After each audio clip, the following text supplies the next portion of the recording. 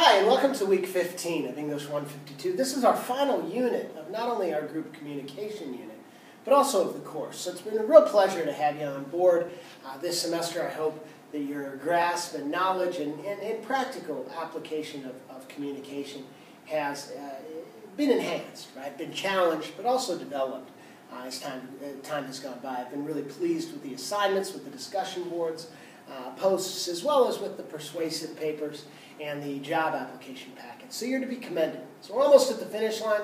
We've got one more bit of lecture to think about, and then, of course, one final assignment, the group communication speech, where you'll present some information that I'll outline here at the close of this lecture session, but is also outlined on the assignments tab under the video that corresponds to the group communication unit speech.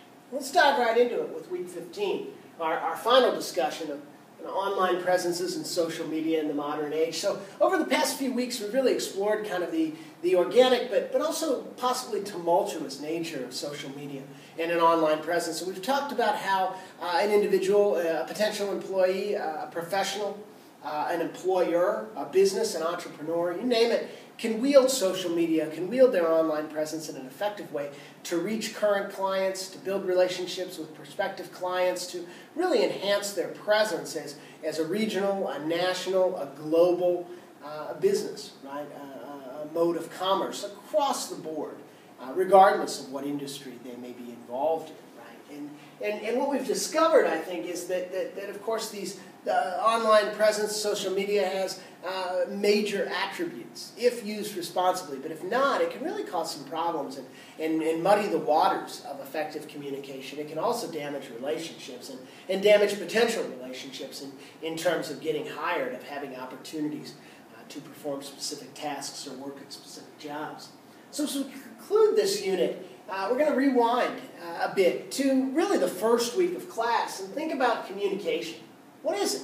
What are we trying to do with communication? And we said before that we're trying to share ideas, we're trying to express thoughts and notions in an effective and an articulate and a clear way in order to format or facilitate opportunity for ourselves. And this is something that carries over from the social avenues to the academic avenues to our professional endeavors. We're always trying to capitalize to create more opportunity, not in a self-serving way, right? But in a way that makes the world, that makes our business, that makes our engagements better for ourselves and others. So in ways it's self-serving, but wholehearted, perhaps one might argue in its approaches. So during week one, we really talked about the keys to effective communication, and we said we need to consider our audience.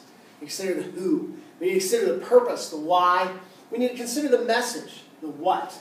And we need to select the best and most appropriate style for that message delivery. After that, I think the characteristics of job-related writing or communication require individuals to provide practical information, to give facts, not impressions, to supply visuals, to give accurate measurements, to state responsibilities precisely, and sometimes to persuade or offer recommendations. So as we move through this final week of this final unit of our course concerning group communication, specifically dealing with the attributes and potential downfalls of the social media world or a world posited on having an online presence, I'd like to consider how communication transfers itself into this realm where we're so very connected to one another within the environment of Facebook or within the environment of a blog or Twitter or an online website community. But how are we sharing information, and are we sharing information in a way that is potentially as clear as we'd like it to be, and as a result, as effective as we'd like it to be, to allow us to continue to foster and facilitate opportunity? Right? So in that first week, after we thought about what communication was, we started looking at, well, what does communication do?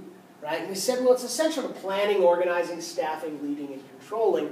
And essentially, communication involves really three important elements, right? The message, the sender of the message, who would be the writer or the composer, the speaker, you name it, and then, of course, the audience, the receiver of the message. And if we're considering these three items and thinking about how to compose and speak to someone effectively, clearly, and articulately, so chances are we're going to be able to foster and facilitate opportunity in a positive way that's going to have an impact, a positive impact on our social standing, our occupational standing, and in this realm, our academic standing. So along those lines, we concluded that the keys to effective communication really revolve around the notions of precision and clarity. We also said that precision and clarity have some barriers. So in thinking about social media and thinking about online presence, if we say that precision is the ability to communicate exactly what one intends to communicate, and clarity being the notion of communicating one's message in a manner that can be understood, absorbed, and acted upon.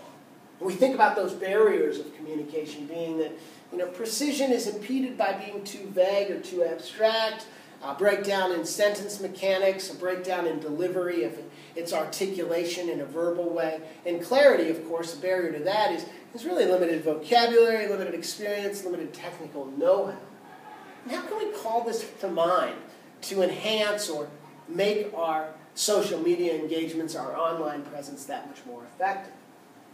I think that some of these guidelines that we talked about again during that first week come to bear effectively as we present ourselves in an online environment.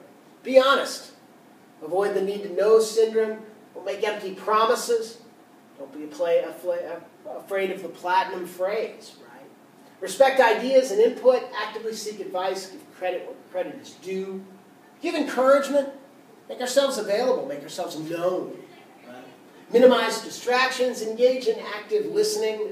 Listening is, put air quotes around because, of course, we're presenting ourselves in an online environment. So maybe we transfer active listening to critical engagement, looking beyond maybe what's printed into the contextual levels of the how and why this influences.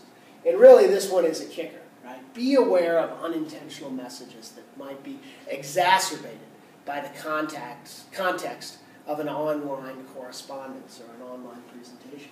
Communication, we said then, is like any other skill. It's best refined through practice, feedback, and evaluation. So with these notions in mind, coupled with the discussion that we've had over the past 2 weeks and into this third week, I'd like you to consider the following for your discussion board number 10, which is essentially this final speech.